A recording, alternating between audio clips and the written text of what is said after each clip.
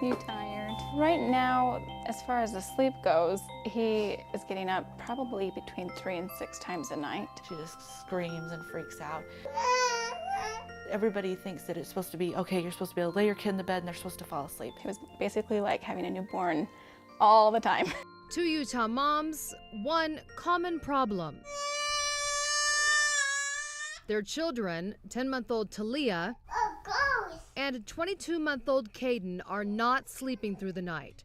The lack of sleep has these two moms on the brink of exhaustion and desperate for answers. It's hard for me to remain happy and not grumpy with my children when I'm so tired.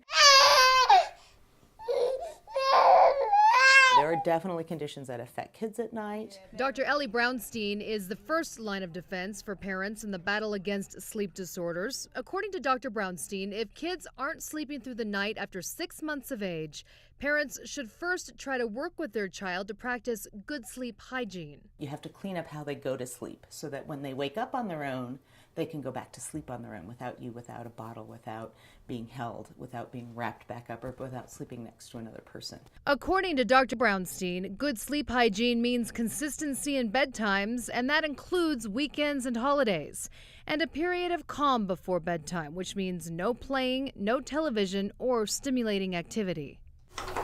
Carrie Roberts is currently working with little Talia to get her into a sleep routine, but it hasn't been easy for the working mom. When you're not sleeping, all the techniques in the world and everything that your doctor tells you is great in the daytime, but at 3 o'clock in the morning, you're like, yeah, so why don't you come here and help me with this? Because she has even allowed her daughter to sleep in her bed at night. what are your other options? I mean, you either have to co-sleep with them or you have to not sleep at all and they have to not sleep at all. It's a matter of retraining, and that's not always the easiest thing to do, nor is it the most pleasant. For another mom, though, she has tried everything, and her toddler still gets up in the middle of the night for what appears to be no reason. We've tried lots of things and nothing's really improving. Caden's mom, Donna, is out of ideas. She tells us he is often fussy from the lack of sleep, and his constant crying has put a strain on the whole family. I'm tired. I'm really tired.